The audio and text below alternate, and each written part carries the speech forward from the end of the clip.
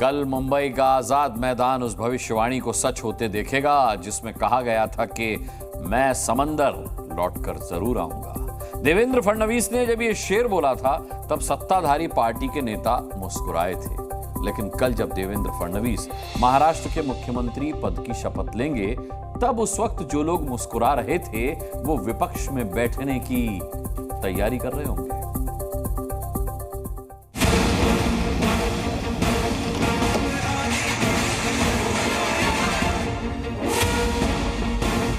मेरा पानी उतरता देख मेरे किनारे पर घर मत बसा लेना, मैं समंदर हूं, लौट कर वापस आऊंगा।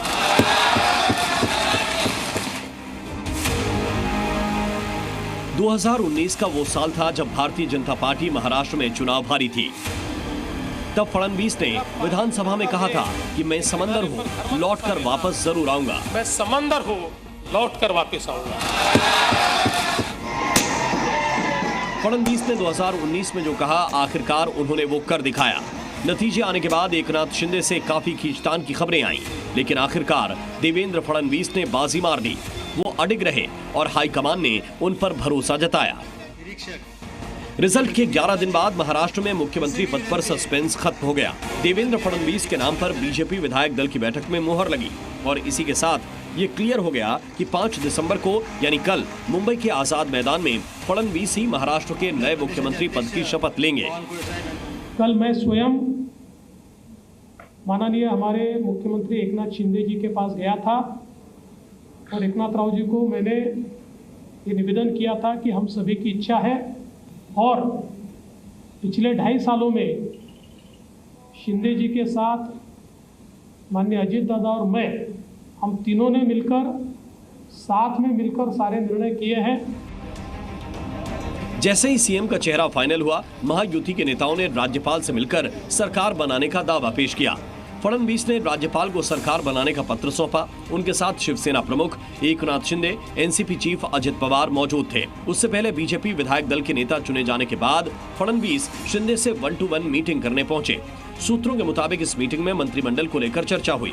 महायुति सरकार का जो संभावित मंत्रिमंडल सामने आया उसमें बीजेपी के पास 21 से 22 मंत्रालय रह सकते हैं। शिवसेना शिंदे गुट को 11 से 12 विभाग मिल सकते हैं, तो वहीं एनसीपी अजित पवार गुट के खाते में 9 से 10 मंत्रालय जा सकते हैं।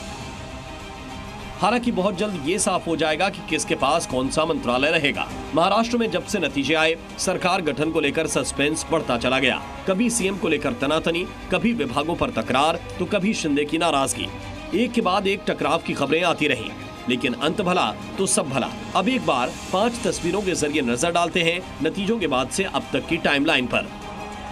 23 नवंबर को चुनाव के नतीजे आए। 27 नवंबर को तनाव की खबरों के बीच एकनाथ शिंदे कैमरे पर आए और ये साफ किया कि उन्हें प्रधानमंत्री मोदी और शाह का फैसला स्वीकार है। बीजेपी का सीएम भी मंजूर है। इसके ठीक एक दिन बाद यानी 28 नवंबर को शिंदे ने अमित शाह से मुलाकात की और आज ये क्लियर हो गया कि देवेंद्र फडणवीस ही महाराष्ट्र के सीएम होंगे और कल शपथ ग्रहण समारोह होगा।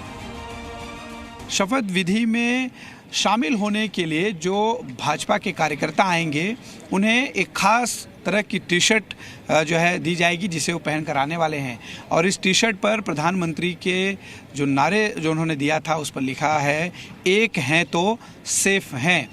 पूरी चुनाव के परिणाम को ही इस नारे ने बदल दिया और यही वजह है कि क्या आप लोग एक हैं तो सेफ हैं इस टैगलाइन के साथ ये टी शर्ट आप लोग ने बनवाया।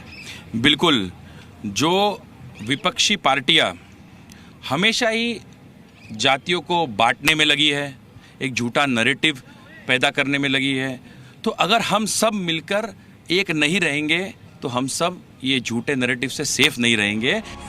दरअसल फडणवीस का बतौर सीएम पिछला कार्यकाल बेहद प्रभावशाली रहा। एक स्थिर और अनुभवी चेहरा होने के नाते पार्टी आलाकमान ने दोबारा उन पर भरोसा जताया। अब फडणवीस के पास दोहरी चुनौती है। पहली, महाराष्ट्र में बीजेपी को और मजबूत बनाना और दूसरी, महायुति के साथ सामंजस्य बैठाकर सरकार को चलाना। उम्मीद है वो दोनों ही चुनौतियों को आसानी से पार करने में कामयाब होंगे। ब्यूरो रिपोर्ट, जी मीडिया।